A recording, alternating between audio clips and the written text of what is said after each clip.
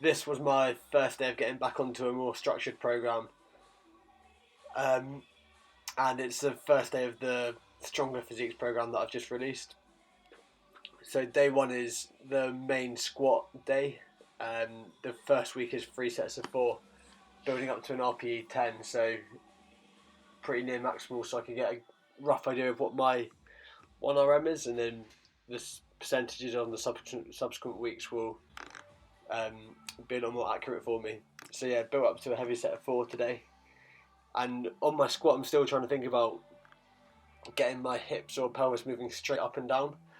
And you can see on these first few sets that I'm not letting my knees go as far forward as they should be, and it just ends up making it a little bit awkward. Like I let my T-spine round a little bit at the bottom of some of these reps. Not as much on this set as the first one, but then as I get more into each set and start to get my knees further forward, it starts to look a lot tidier.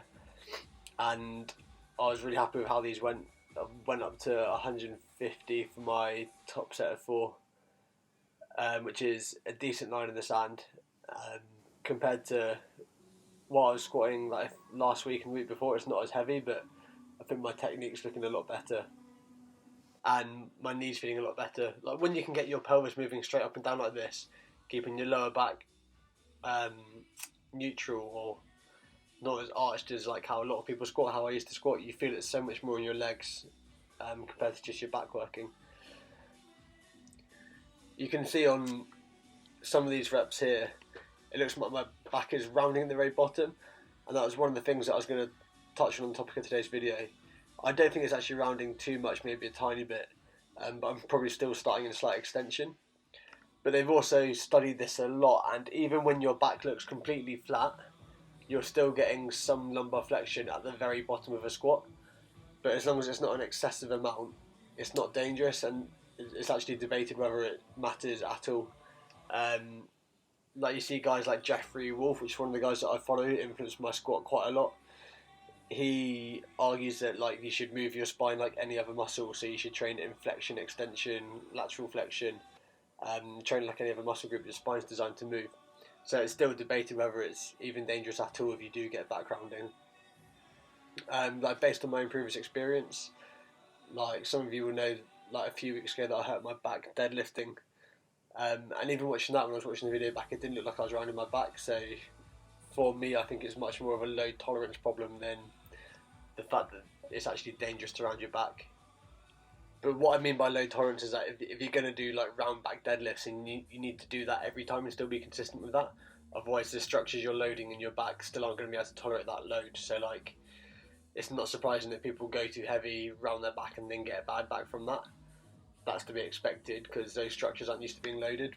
So if you are going to round back deadlift, or what some people call like shitty form, then just make sure all your reps are shit, not just the heavy ones, and you'll probably be fine. Anyway, back to this session. So this is, I think, my second to last set on 140. I was still really happy with how these were moving, so I wasn't getting any knee pain, which is the main thing I'm trying to avoid at the moment. Even when I go like the slightest bit too heavy, I'm still not 100% sure what's causing that knee to hurt, but it must be like the way I shift or something. But when I stay more upright, get my knees more forward, it feels a lot better on my knee. I still need to work and improve my ankle range. You can see my heels are probably lifting a little bit here.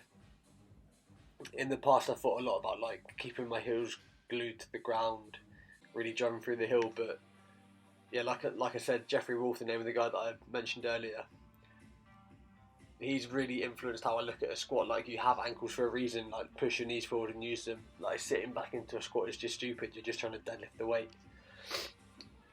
Anyway, after that, I moved on to slingshot bench, which is my assistance bench work, way of getting a bit of overload for me on this first day, and it was 3 sets of 6, again building up to an RPE 10 on my final set, just so I can get a rough idea of where I'm at for my sessions following this one.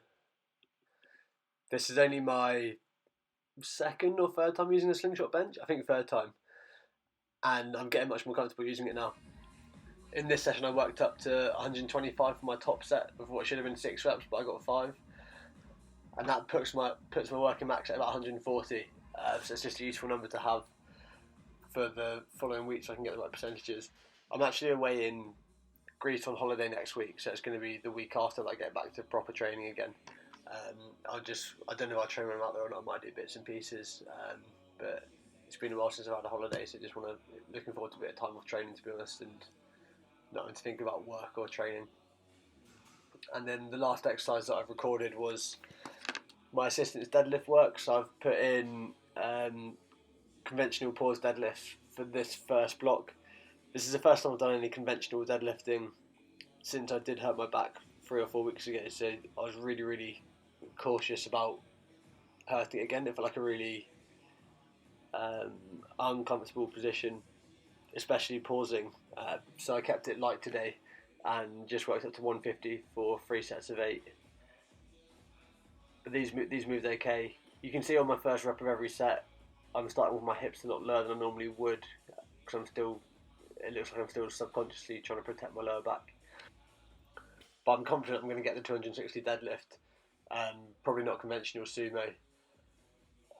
Just off a frequency of 2 times per week. I put in RDLs as an accessory deadlift as well, but that's more for training my hamstrings through their full range of movement from a hypertrophy perspective, not so much a strength one. And I'm going to keep those quite light on the 4th day. The one other thing I've been thinking about in terms of programming is if I up my squat frequency to 3 or 4, now that I've changed my technique and it's a bit lighter, I'll probably be able to tolerate a slightly higher frequency without getting beaten up as much. And then after this, I just did some accessory stuff for back. Then did some leg extensions and some arm work, and that was today. But thanks again for watching, and make sure to check back in tomorrow for day 2 of this new program.